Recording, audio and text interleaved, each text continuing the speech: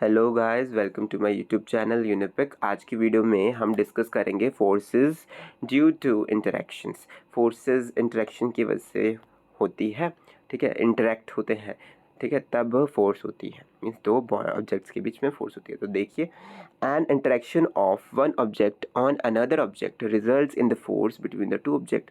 जब दो बॉडीज़ के बीच में या ऑब्जेक्ट्स के बीच में इंटरेक्शन होता है, इसकी वजह से फोर्स दो ऑब्जेक्ट्स के बीच में होता है।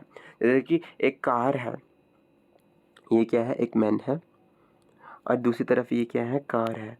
ये रेस्ट पे है, तो ये क्या है, मूव नहीं कर रही है। जब मैन ने धक्का लगाया है कार को, तो कार मूव करने लग जाएगी। मीन्स दोनों बॉडीज़ के इंटरेक्शन से क्या हुई, उन दोनों के बीच में फोर्स होगी और वो कार मूव करने लगी, ठीक है। तो ये था फोर्स टू डू इंटरेक्शंस, ठीक है। और एक्सप्लोरिंग फोर्स देखते हैं हम। सबसे पहले एक्सप्लोरिंग फोर्स क्या होगी, if two forces act on a body in the same direction, the net force is the sum of the two forces। तो वही बोला है, अगर दो फोर्सेस, ये फोर्स वन फोर्स टू एक ही ऑब्जेक्ट पे सेम डायरेक्शन पे लग रही है, एरो देखिए सेम डायरेक्शन पे लग रही है, तो नेट फोर्स जो आएगी वो उसकी क्या होगी, सम होगी दोनों फोर्सेस की, F1 प्लस F2, ठीक है। तो ये आपको पता होना चाहिए। तो अनबैलेंस्ड फोर्स क्या होती है, unbalanced force acting in the same direction combined by addition, ठीक है। तो इसको अनबैलेंस्ड फोर्स भी बोलते हैं, ठीक है। तो नेक्स्ट आता है, ठीक है, अनबैलेंस्ड फोर्स नहीं, हालांकि ये बैलेंस्ड में आएगा, ठीक है।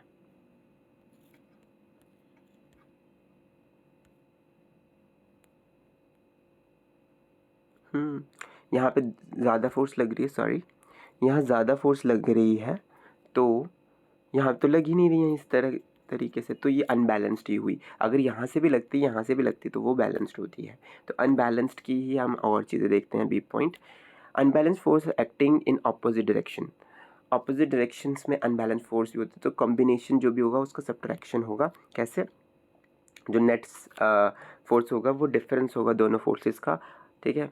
और देखिए, ये F1 फोर्स इस डायरेक्शन में लग रही है, F2 फोर्स इस डायरेक्शन में लग रही है, ठीक है। तो इसमें क्या करेंगे, अगर F1 बड़ा, F2 ज़्यादा है, सपोज करो ये 10 न्यूटन की फोर्स लगा रहा है, ये 2 न्यूटन की फोर्स लगा रहा है, तो जो बड़े वाला है वो आगे आएगा F2 माइनस F1, तो इसका मतलब ये 8 आ जाएगा, ठीक है। तो अगर, ठीक है, तो ये ऐसा आ जाएगा, ठीक है। तो अगर ये जो है फोर्सेस F2 बड़ा है, ठीक है, तब हमने ये किया है, तो ये तो हमने इस डायरेक्शन में लगाई। अगर दोनों इस डायरेक्शन में भी होती तब भी फॉर्मूला यही रहता, ठीक है। चाहे फोर्सेस इस डायरेक्शन में लग रही है, चाहे फोर्सेस इस डायरेक्शन में लग रही है, formula will remain same as the condition is F2 is greater than F1, ठीक है।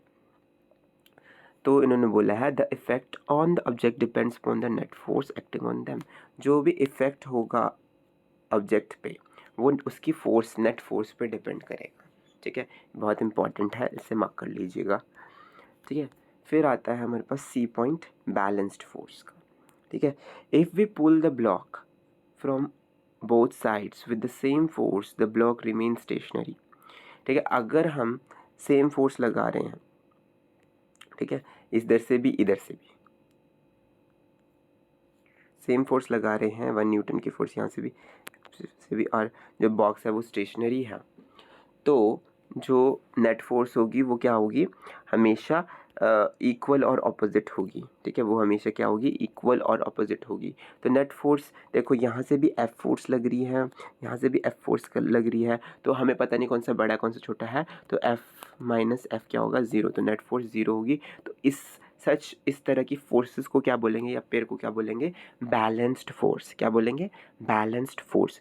Balance force do not change the state of rest और the motion of an object. तो बैलेंस है फोर्स, तो ना ही ये क्या करेगी, चेंज करेगी। कोई भी चीज़ अगर रेस्ट पे है या कोई भी चीज़ अगर मोशन पे है, तो उसको चेंज नहीं कर सकती as the force as that force is 0, ठीक है।